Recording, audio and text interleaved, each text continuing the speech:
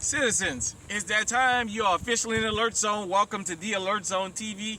I'm the Wizard Uncle James. I would love for everybody to become an active citizen, and you already know how to do that. YouTube has been around long enough. So, forgive me here because it is chilly out here today. I'm out here at the public hunting land out here outside of Marshalltown. Up here in Iowa, it's cold today. And I wanted to take a few minutes to talk about something that I think is very, very important. It angered me, these couple videos that I saw, but I need to talk about it. It's cold. You guys know I got it on me. Got the Canik TP9 SA chambered in 9mm. It's my winter EDC. I do have something in the mag, so I'm not going to do all that. I want to talk about law enforcement and us being legally armed citizens dealing with law enforcement, and how imperative it is to use this first before you think about using this. What led me to this is, I told you guys once before, when law enforcement stop you, you have a responsibility to survive the encounter as a law-abiding citizen.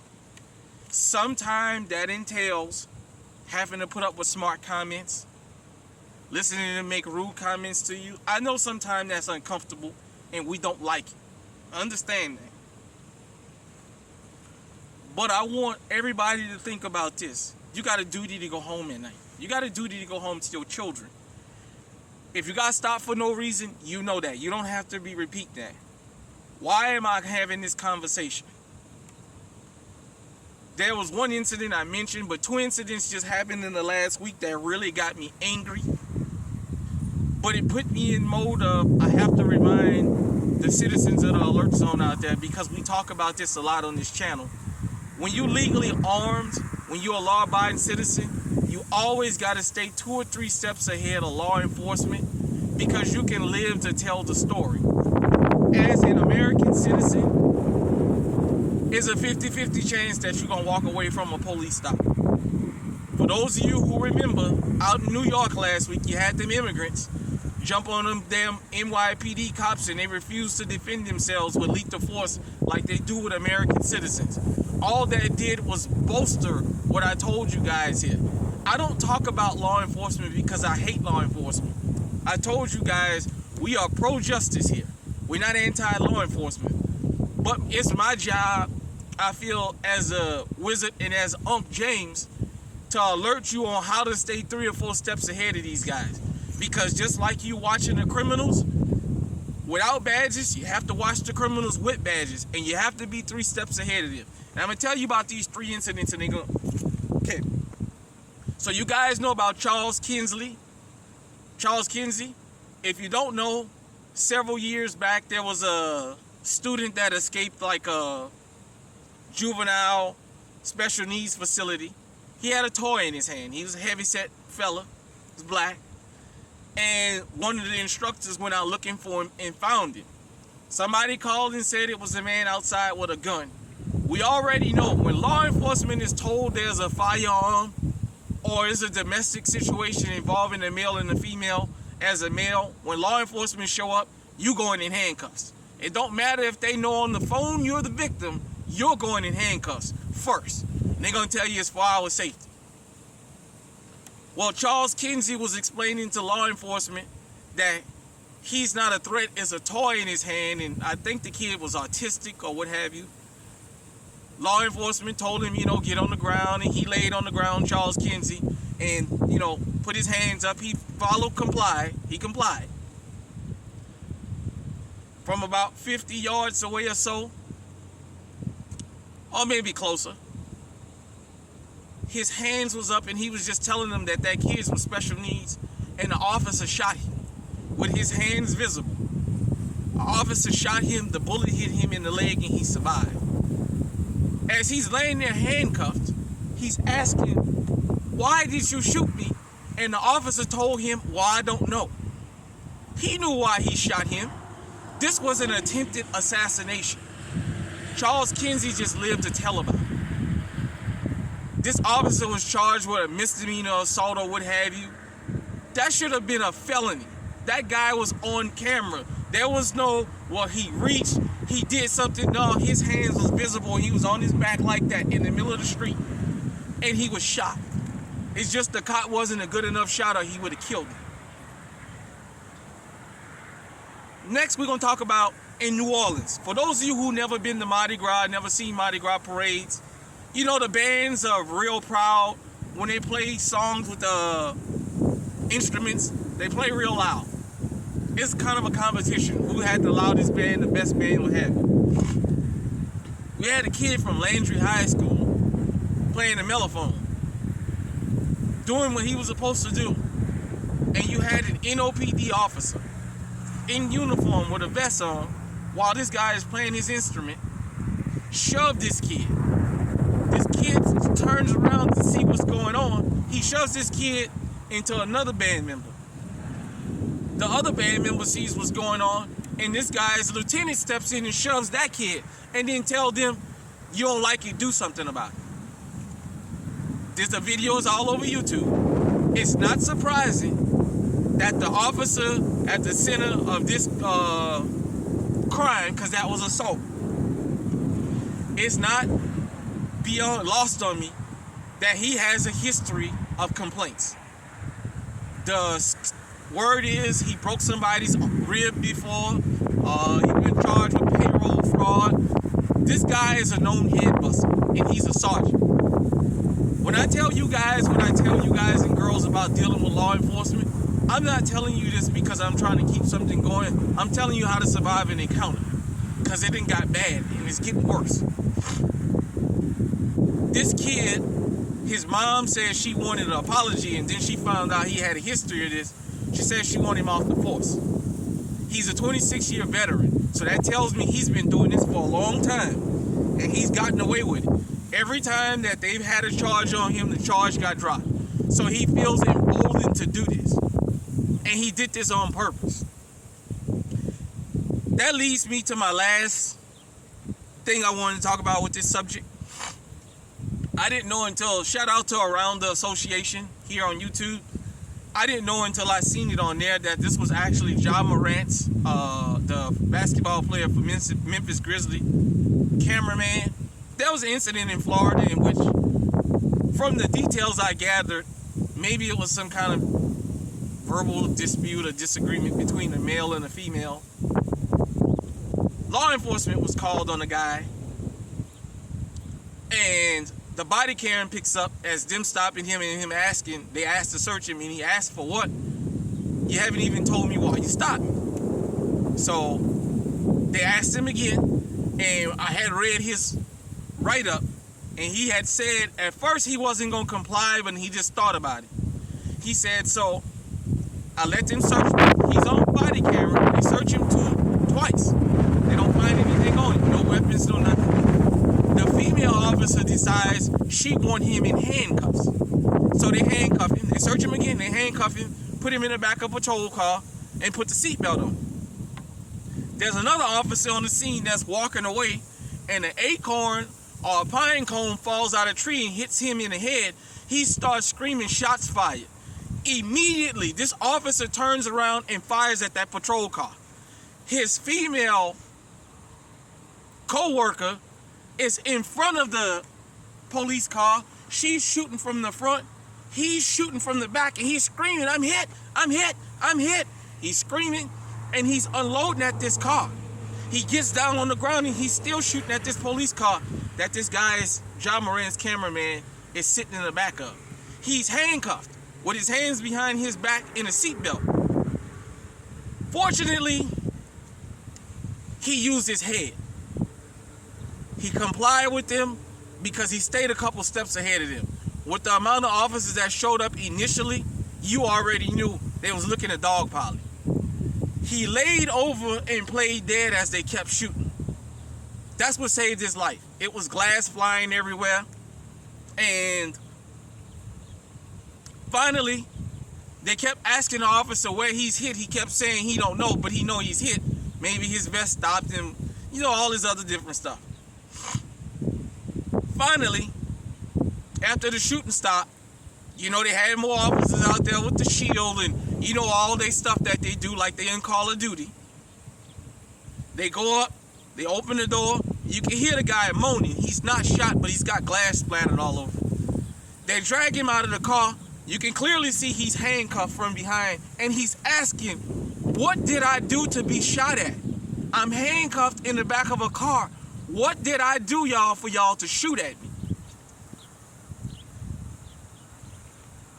You can go look the video up. It's on YouTube.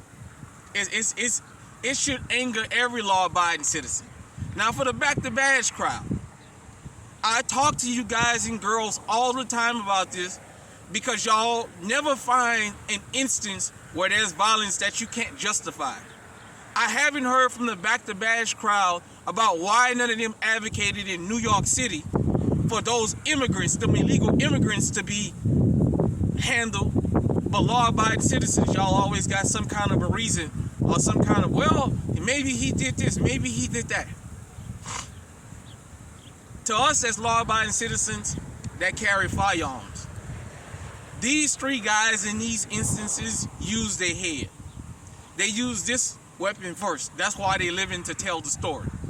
Although Charles Kinsey was shot, luckily he survived. Although this guy was shot at, luckily he survived.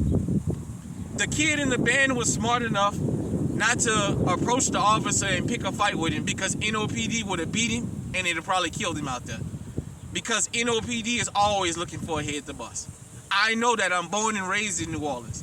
You can't be a high-ranking official in NOPD most of the time without having bust somebody's fucking head open. It's nothing for them. They love that. They live to do that. And they have a whole system to protect them.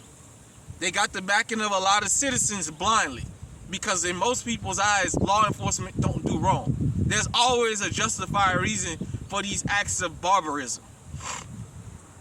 I said all that to say this. When you get pulled over by law enforcement, number one, you sitting down and they standing up. So you already out positioned. Number two, most police officers have partners with them now. There's very seldom you see a single cop. So you got one at the driver's side and one at the passenger side. They don't ever walk up on the same side. The one on the passenger side always has their hand on the gun. And a lot of times the one that comes to the driver's side, they're dressed like Call of Duty warriors. They have on all kinds of weapons and bulletproof vests. The average American citizen is not dressed like that. You're outgunned, you're outpositioned. When you get pulled over, on the side of the road is not where you plead your case. You have to understand, if this wouldn't keep happening, I wouldn't talk about it. Law enforcement do what they're trained to do. They're trained to control a situation. And they take control by escalating the situation so they have a basis to have control.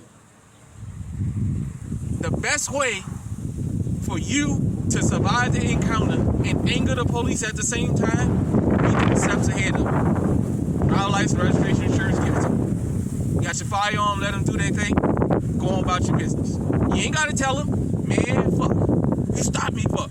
You already know you ain't did nothing. When you keep telling them, I haven't done nothing, for them, that's the magic words to keep poking at you, to keep picking at you.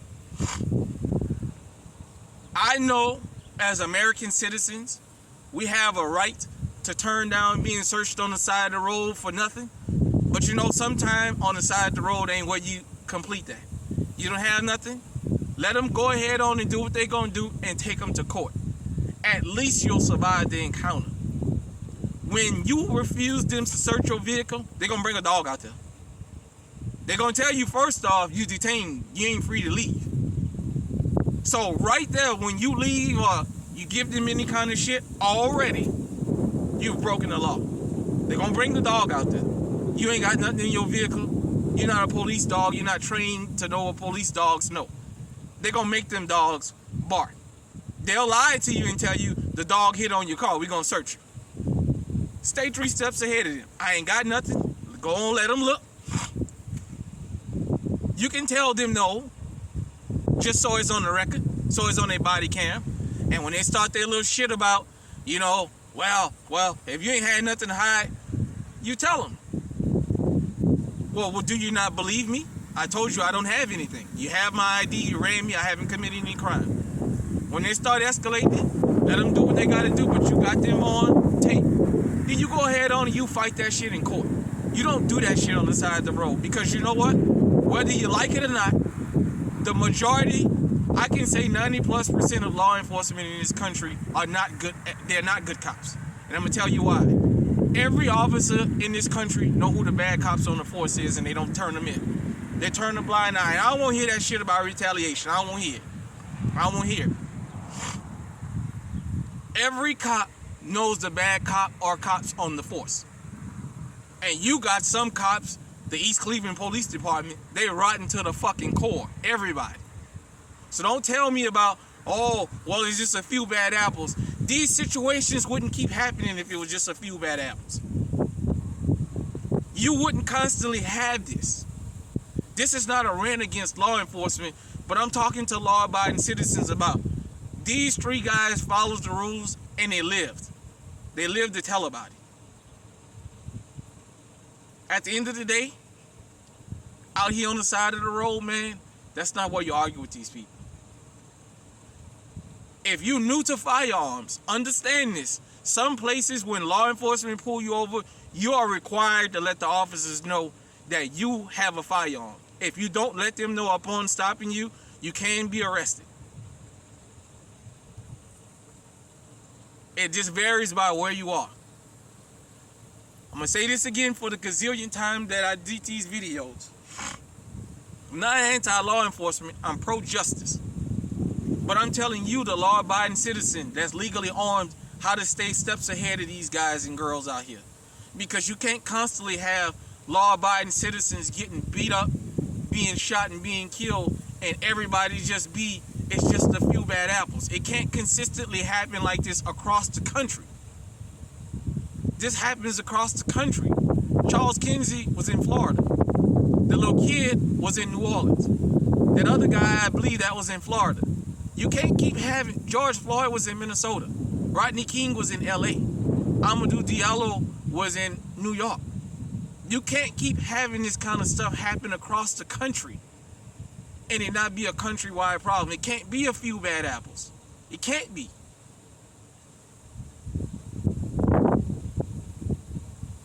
Just like law enforcement, when they pull us over, they want to go home and they don't know who they're walking up on. When that car pulls you over, you don't know who's behind that badge. You don't know what his or her intentions are. Their intentions are they're going home. You better make it yours. They got a system to back up their brute force. You know what? You got a family to back up your smart brain. Use your brain. Is this worth getting into? What is the odds that I'm going to win this?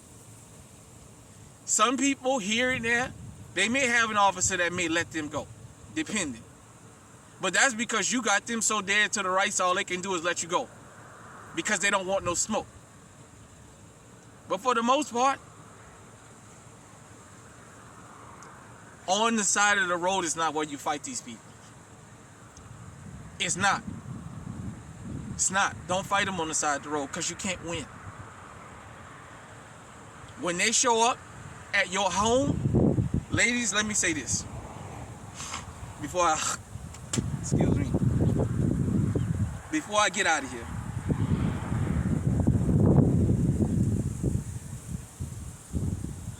In this day and age, calling law enforcement, if you can live with the consequences of a male, your man, your husband, what have you, having his life taken from you, you call 911. If it's not worth you physically calling 911 because this person is physically attacking you, ask yourself, with this guy having a 50-50 chance of surviving, can you live with the end result?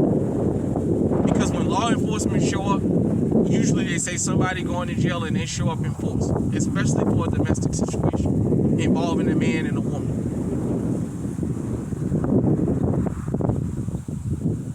Hit me in the comment section, let me know what you think. Till next time, stay safe, stay armed, not on the side of the road. Stay on high alert.